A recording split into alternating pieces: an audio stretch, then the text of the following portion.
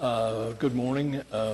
The special meeting of the Oklahoma City Water Utilities Trust will be in order, and the first item on the agenda is the approval of the minutes from the September 1st meeting. So moved. Second. Have a motion and a second to approve the minutes. Are there comments or questions? Hearing none, minutes are approved. The next item is the consent docket. Move the consent docket subject to individual consideration. Second. Have a motion and a second to approve the consent docket. Are there matters to be discussed separately? So, Mr. Chairman, just to note that you're approving preparation of a wildlife plan for Lake Atoka. We've selected the contractor in conjunction with the City of Atoka and our partners in Atoka County. The goal is to conserve wildlife to help decrease erosion. Atoka has pointed out to us that they would like for us to look closely at wild hogs because they're a problem on the property. So, and we will create that scope of work if you authorize us to negotiate the contract and pursue it in that way. I have a question about 3A. Will this project solve that drainage problem or water line leak or sewer line leak or whatever it is there that's just south and east of Hayes School? Yes, it's in the general vicinity of that. I believe that these remediations are part of that. Okay. I think that there's some groundwater interplay in that leak.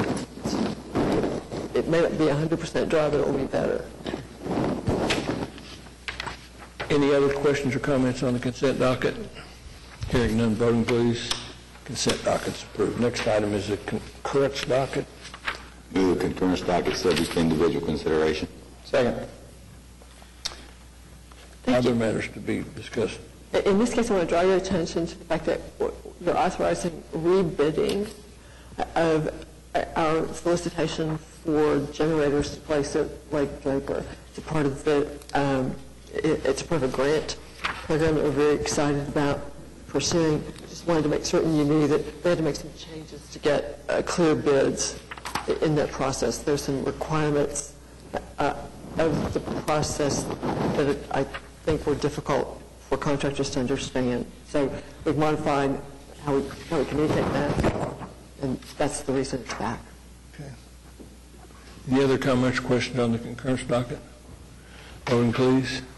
Concurrence docket's approved. Next item is item 5, which is our item for individual consideration. Move approval. Second. I have a motion and a second to approve item 5. Are there comments? Hearing none, voting please. Item 5A. And then on item 5B. Move approval. Second. I have a motion and a second. And so this continues a long-term agreement with Tinker Air Force Base for a landfill that's long since been closed. But the agreement allows Tinker to continue to be responsible for remediation of the landfill, which is a very long-term process. It's 40 acres. The return to us is about $600 a year, really the administrative cost of managing the contract. I have a motion and a second to approve item 5B. Voting please. 5B is approved. Next is item from trustees. Further comment from trustees? Hearing none. Next is general manager's report, which is the status report for August. So I tried to check in about lake levels. We're seeing news today that the drought is kind of returning to Oklahoma. We're in very good shape. The lake levels are all substantially better than they were this time last year, with the exception of Lake Draper. And as you know, Lake Draper is not getting additional water put into it while we get ready to do the design work and make the repair on the support structure on the South Canadian River that holds up the pipe as it crosses the river. So otherwise, lakes are all in really good shape. We're expecting what will probably not be a rain that produces runoff for our lakes over the weekend. but we'll keep the dust down, I think. Again, in very good shape. Water demand has been substantially lower this year, has been low, but about the same, roughly as 2013, pardon me, 2014. Yeah, this is 2015, so it's it's not impacting us materially financially because we have those adjustments and the rate schedule is doing what it's supposed to do. Finally, meter sales are back to good levels. They were a little bit low last year. They've been good through the summer. We feel like it's kind of, it's by no means slow. It's not an all-time record high, but it feels good. Next week we'll be in Ateka for Mickey Creek and Lake Ateka Reservation Association meetings. At those meetings, the trust engineer will present information about the brown water problem that's been seen in southeastern Oklahoma.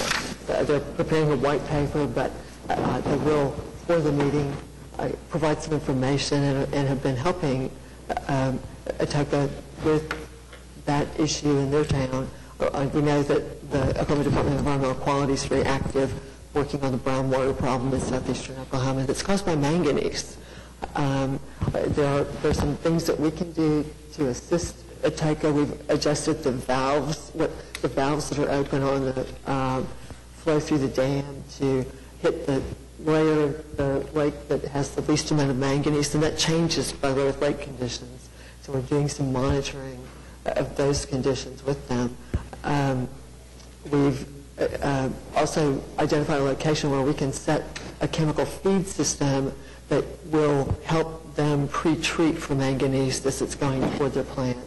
We're having to learn more about this, of course, because if manganese is a problem there periodically, eventually, as we're drawing water more rapidly from the lake, we can see that could become a problem for us. I think at the staff level, we've all been a little bit surprised that we haven't seen those problems at Draper. Like that has to do with the, frankly, the way the manganese settles out in Lake Draper and how the water comes into the lake and how it's drawn out. So we do want to get more smart about that because that is our water supply, and it's been an issue that we didn't see coming, embarrassingly. So. What's the source of the manganese that's in the water? It's running off the ground. It just is physically present in some minor layers, tiny layers, in the geology. You and I read the reports that in the sports section of the newspaper, there's always a report on the lake levels and fishing, but they also always comment on the water, and they always call the water at Draper stained. That's the word that they always use, is stained. And is that stained? Is that manganese is what causes that? I don't think so. I think that's truly decaying leaves and things that fall into that. I think it's very typical of a lake with good trees around it, having some deciduous leaves hit the lake. And deciduous plants in the lake itself. But we're getting a lot smarter about what's going on about Lake Draper's manganese concentrations and where it is and what we might do about it in the future. I don't see any other lakes that they use that word. I mean, I always wonder what that means, you know. But anyway, I have another question. You talked about revenues. The rate increase has been in effect for too short a time to really do an analysis, but I've always had a little bit of concern about the idea that there is significant price elasticity in the consumption of water. I've always thought most people use what they feel like they have to use, and those that use excessive amounts are generally in an economic class that they're not going to be much intimidated by another $10 or $20 on their water bill. But how long do you think we'll have to go before we can really analyze whether or not there is a price elasticity in terms So we have a forecast about elasticity from an economist professor out of Oklahoma State as a part of our conservation program contract with OSU. They're going to relook at that this year. Whether it's too soon, I don't know, given the unusual weather that we've had. So in other places, they've implemented inclining blocks and techniques that help customers pay attention to water use, pay more attention than they've had to in the past. For some customers, it's significant. For others, the history is that you gradually move away from a concern about pricing as a tool. I think that would be a little different than a power utility. It has to do with generally water being the lower of your utility bills.